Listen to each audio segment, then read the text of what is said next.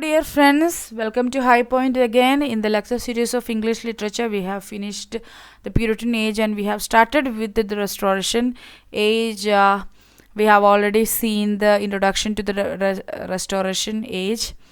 And let's begin with one by one the important writers consisting in the Restoration age. The first one is John Dryden, who lived from 1631 to 1700, and he is the most representative writer of the Restoration age, who have written almost in every other genres prevalent in the period, the Restoration age. Okay.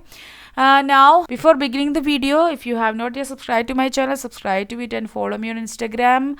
And let me tell you about the online course that we are providing for NTA UGC NET Biography English Paper 2 in my website www.highpoint. We are giving 900 plus audio lectures, 300 plus downloadable PDF materials, and 300 plus questions. And we also provide free bonuses of weekly test and personalized study guidelines along with the 15% of off in fee structure now going on in the website for the courses. If you wanted to join from the website itself and have all these bonuses and many other things that we are providing for our students. If you want to know anything related to the course and materials that we are providing, use this number or use the Instagram platform to reach out to me. And yeah, about John Dryden, his life and career. This is John Dryden. It's a portrait of him. And he is the most representative writer of the Restoration age that I already told you. He is an English poet, playwright and critic. His first verse was Elegy upon the death of Lord Hastings. He wrote this poem at Westminster. And he worked with the Cromwell's, Oliver Cromwell's Secretary of State. That's a privileged position. And on the death of Cromwell, he wrote his first important work, Heroic Stanzas. So Heroic Stanzas was his first important work, and he wrote this work on the death of Cromwell. After Restoration, he wrote Austria Redux, celebrating the return of Charles II. See, these writers, they need to have a support from the prevalent families or powerful people, otherwise they cannot sustain. They need patrons, so they just cannot go against the rulers, against the powerful people. So when Cromwell was there, he wrote about Cromwell and he wrote about death of Cromwell. When the situation changed and restoration of monarchy happened, then he wrote Austria Redux by celebrating the return of Charles II and coronation of him. He wrote his Sacred Majesty Panegyric on his coronation. Whose coronation? Charles II's coronation. In 1670, royal historiographer. So in 1670, he became royal historiographer, and he was the first official poet laureate of England. So do remember that. Who is the first official poet laureate of England? It was John Dryden. His first play was The Wild Gallant, published in the year 1663, and Dr. Johnson called him as the father of English criticism. In literary theory and criticism, we have already done Dryden's an essay of dramatic poesy. We have already done that. You can have that video in the playlist of literary theory and criticism. Okay. So it was Johnson. Dr. Johnson called him as the father of English criticism. And his first major work of criticism is the essay on dramatic poesy, published in 1668.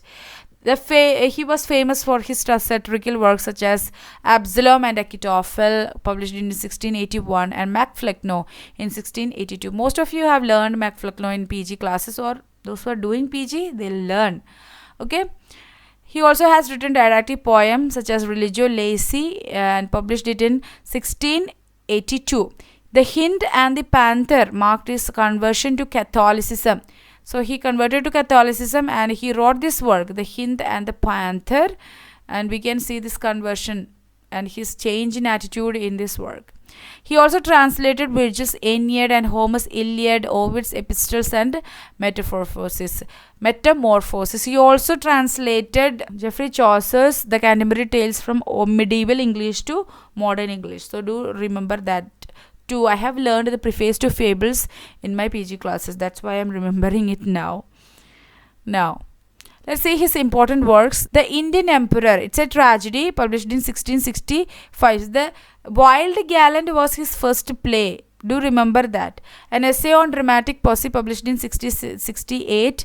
Aurangzeb in 1675. All for Love 1678, which is about Antony and Cleopatra's love story, and he got inspired from Shakespeare's Antony and Cleopatra, which is another. What is the other title for All for Love? The World Well Lost. So we will have an individual video about him, okay, later. Absalom and Achitophel published in 1681, and The Medal in 1682, and MacFlecknoe in 1682 again. Alexander's Feast in 1697, Fables Ancient and Modern in 1700. He has came up with immense number of works. I just mentioned the important ones. As we progress in this videos, in this lecture series, we will see important works by John Dryden in the upcoming videos, okay. Some facts about Dryden's work. Okay, I have mentioned some titles and some interesting facts about those works. Astrea Redux. Already told you he composed the work in the coronation, in celebration of the coronation of Charles II. Astrea Redux is a royalist panegyric written in heroic couplet. So remember that Astrea Redux is written in heroic couplet, in which Dryden welcomes the new regime of Charles II.